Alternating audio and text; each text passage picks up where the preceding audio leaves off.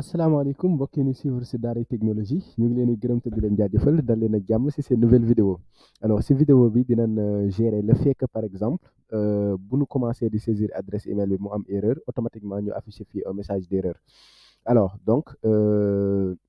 damay continuer du ma ko def si benn fonction ma daal di koy def directement fii donc validation de l'email à la saisie. C'est-à-dire moment bi ngay saisir c'est lay valider adresse email bi alors donc comment je vais faire ça donc comme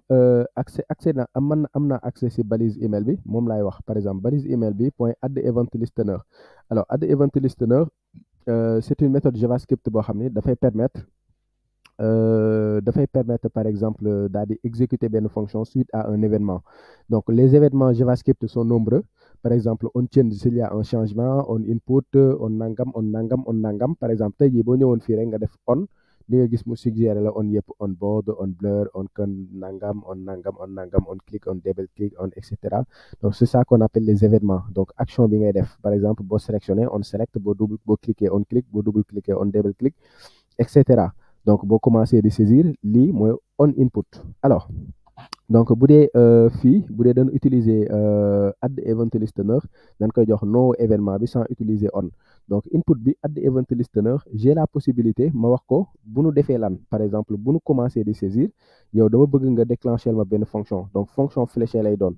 comme ça donc ni lay créer fonction fléchée ma tape directement sur entrée ma def fii un point virgule donc lu muy signifier mooy xam nga lii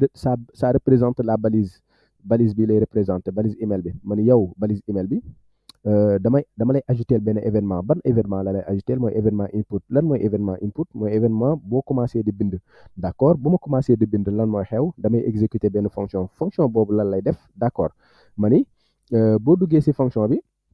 déjà damay récupérer email bi nga saisir est égal à dama koy récupérer carrément li nga saisir donc nan laa koy récupérer foog ma jaar ci balise bi mu ngi tudd email input ok ma def point value bu ma koy def mën naa def trim pour supprimer par exemple les espacements de début et de fin donc xam ngeen ci JavaScript dafa am lu ñuy wax les méthodes de chaîne de caractères mën naa ci citer comme par exemple splice substring subster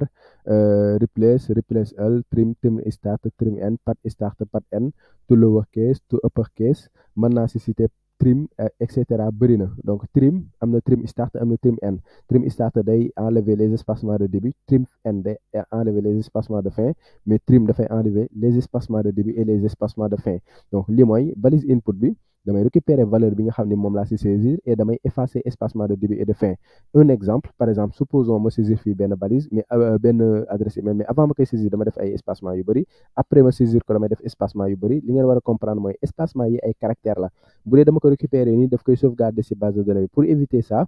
léegi trim dafay récupérer valeur bi mais dafay effacer espacement de début espacement de fin ça veut dire que valeur bi nii rek lay récupérer alors loolu laa nekk di def nii donc loolu laa récupérer ci input bi récupérer ma valeur bi nga effacer ma nga defal ma ko ci variable bu tudd email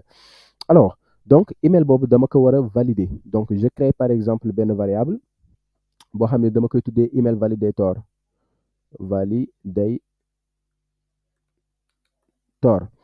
alors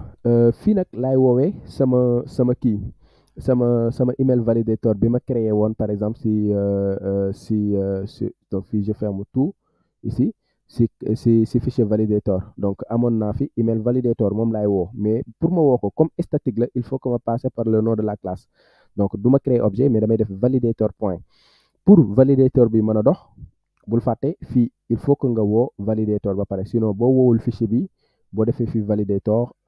fii nii boo defee validator du ko xama du marché alors dama naan ko damay woo validator donc ban fonction laay woo ma dem ci validator ma ne ko email validator voilà benn point la donc point email validator léegi fii email validator contrôle B pour fermer loolu ma dem ma xool email validator nan la mel ak lan lay laaj email validator dañu woon da nga koy jox benn contrôle name nga jox ko par exemple benn valeur et que voilà donc comme loolu moom lay laaj dama koy jox l'email nii laa ko koy joxee ok valeur bi boo xoolee moom mooy valeur bi ma récupérer mooy email bi tout simplement voilà mooy email bi utilisateur bi saisir non moom bu ma ko joxee par exemple fii l'email L apostrophe email laa ko jox dafay permettre après mu mën a saisir l'email est obligatoire wala l'email ne doit pas dépasser selon condition yi ma teg alors donc fii ma wàññi tuuti pour que ngeen mën a gis lépp donc email validator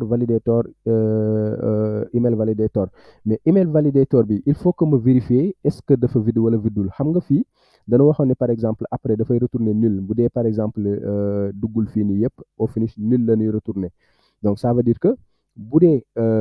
dafa dugg fii problème am na bu dee dafa dugg fii problème am na donc ça veut dire que mën naa tester benn condition if email validator donc par exemple voilà comme ça if email validator donc if email validator mooy est-ce que email validator bi par exemple am na quelque chose bu dee am na donnée bon ça veut dire que il y a une erreur donc j'affiche l'erreur show error bi ma créé woon show error lan lay laaj boo leen xoolee show error dafay laaj input bi lay laaj dafay laaj aussi le message input bi moo nekk nii moo nekk email input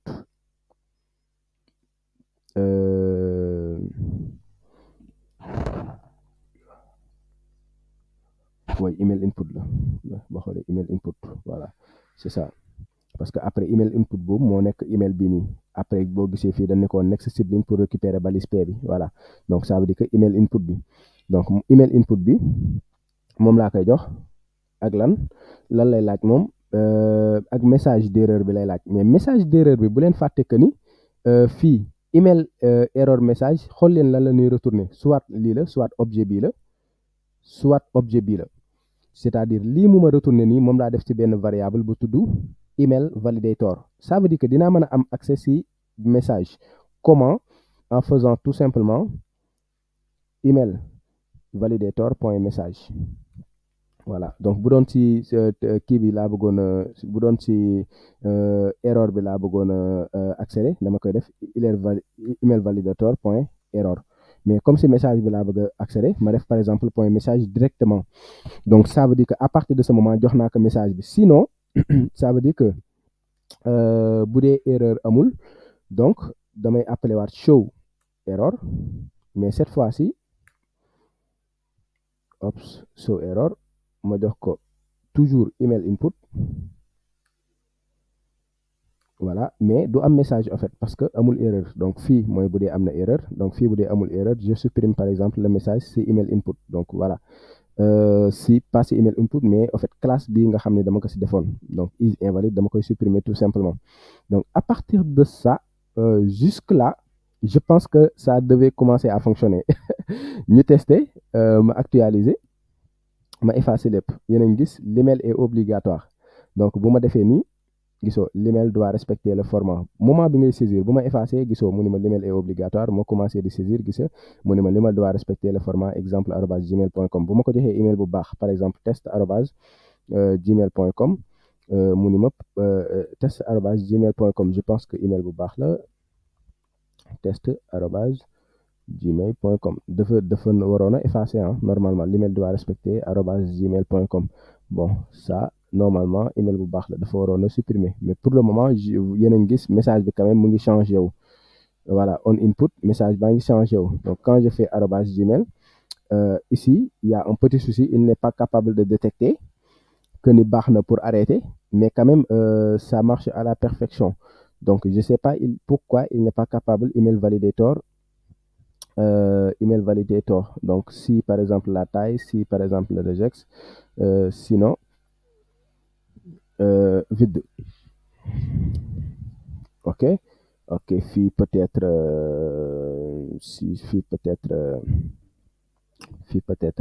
s'il n'entre pas ici parce que lii à chaque fois qu'il y a input lay exécuté wu à chaque fois qu'il y a input lay exécuté wu ok je veux xanaa bëggoo ma jox la lii kay donc xanaa bëggoo ma defal la lii donc si email égale vide par exemple voilà ma defal la ni xanaa bëggoo loolu kay déedéet bon je vais tester ma testé xool lan la bëgg pourquoi mu may defal toujours donc fii bu ma effacé baax na bu ma defee nii toujours mu ngi naa ma l'email droit mais bu ma defee @gmail.com dafa waroon disparaître et disparaître toujours donc toujours en fait il a un petit souci de détecter mais là bon c'est pas très très méchant on va revenir sur ça donc pour le moment dama koy delloo ni mu nekkee woon parce que je pense que logiquement c'est bon je pense que logiquement c'est bon pour un message puis j'ai vidé le message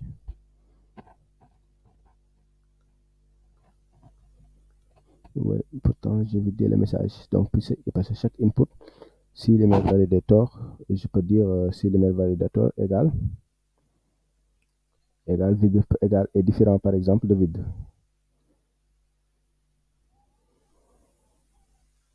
ou bien si l'email validator si je fais comme ça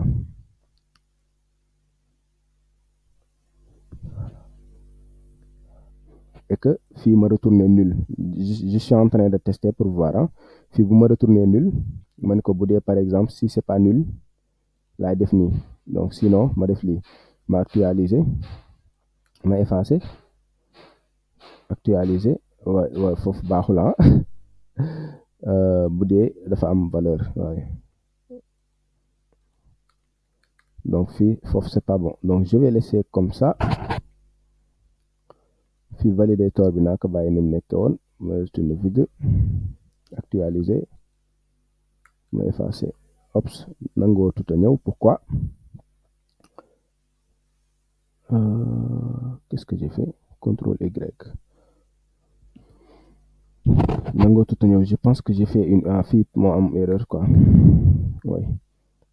voilà donc fii bu ma saisiré bu ma effacé lii lépp mu ngi dox pourtant bu ma saisiré ma effacé mais bu ma saisiré adresse email bu baaxul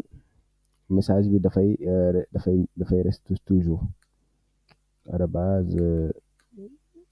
@gmail.com donc lii ça c'est bon pourtant il n'a pas détecté que pourtant la fonction ça je pense que fii mu ngi def lu baax si ça match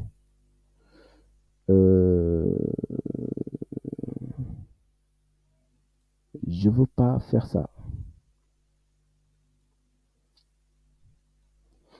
pas faire ça si ça match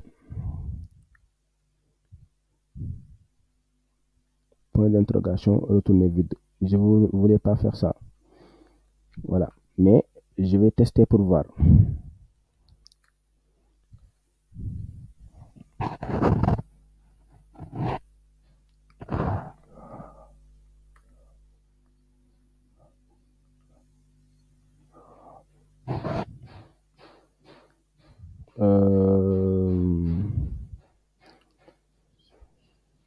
si ça match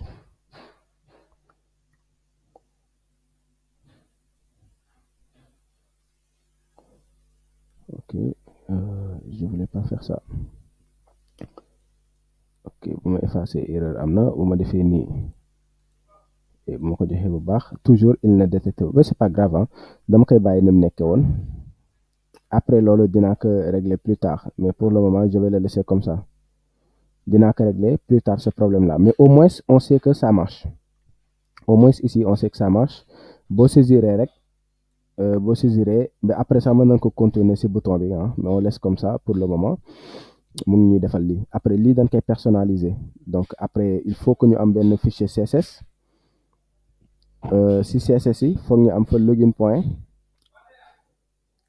point CSS par exemple voilà donc ñu daal di jël si login point CSS bi amoon nañ par exemple error message mën naa fi def login point CSS ma ne ko sélectionner ma balise bi am error message donc ba ma ko sélectionné font size damay augmenter taille am ma jox ko 18 pixels color ma def ko brown mais du dox automatiquement donc du dox mënul dox automatiquement foog ma woo fichier bi ba pare c'est-à-dire fichier login CSS bi il faut que ma woo ko sur login point PHP alors fan exactement laa koy woo fii donc mën naa ko woo fii ops mën naa ko woo après yi link mën naa si def sax benn commentaire après link rel léegi dama naan ko demal public ni fa fekk dossier CSS ni fa fekk dossier kii login point CSS voilà donc normalement il devait commencer voilà sauf que 18 pixels dafa ngand te couleur bi c'est pas joli en fait si background bi na am alors dama koy bàyyi mu doon couleur blanche par défaut couleur blanche la mais damay wàññi fii ma def ko peut-être 14 pixels parce que dafa ngand trop alors bu ma saisir gisoo 14 pixels je pense que c'est bon fii def naa benn erreur je pense que si validation bi la bi may def email l'email doit voilà est obligatoire email valide donc bu dul fii rek ça veut dire que ci moment bi may appeler fonction bi la si login.js parce que boo xoolee l'email doit respecter le format voilà si fi may l'email doit respecter le format fii le problème bi nekk doit l'email fii warul am lii quoi voilà donc fii mu actualisé bu ma defee gisoo l'email doit respecter le format c'est bon mais sauf que dama koy jox benn margin top bu soft donc margin top bi bu ma neexee mën naa ko joxee ci CSS bi bu ma neexee mën naa ko jox ak Bootstrap donc fii mën naa def margin top de 3 pixels pour me laisser un espacement naa ko laal 5 pixels voilà 5 pixels dafa tuuti mu defee 10 voilà 10 c'est bon voilà mënoon naa ko jox sax benn margin left mu xaw a dugg tuuti mais je pense que comme ça c'est bon bu ma effacer gisoo l'email dina bàyyi benn espacement bu ndaw donc l'email est obligatoire fàtte naa point bi fii donc toujours il faut respecter le format des écritures donc pour que bu ma defee fii dara bu ma effacer mu ne ma l'email est obligatoire dafa war a afficher point donc l'email est dafa affiché wul point bi voilà point baa ngi nii l'email est obligatoire très bien ok je pense que c'est bon ça marche maintenant lu si des rek mooy lii fonction bi mooy permettre def loolu je ferme tout pour que lépp gën a leer close all sunu élément bi li mooy permettre détecter au moment bu ñuy saisir mu détecter erreur bi daal di afficher erreur bi fi mu ko war a afficher donc bu dee amul erreur mu effacer erreur bi donc loolu day dugg ci else bi nii donc fi dañ ko def email validator donc bu dee email validator bu dee objet bi am na ok donc ça veut dire que c'est ça qu'on fait donc sinon bu dee amul on efface tout simplement le message d'erreur donc c'est ça qu'on lui a dit donc mu doon lu am importance ok sama gars yi je pense que on va s'arrêter là ma jox leen rendez-vous si beneen vidéo ni ñu ko gérer si email bi on va gérer la même chose si mot de passe bi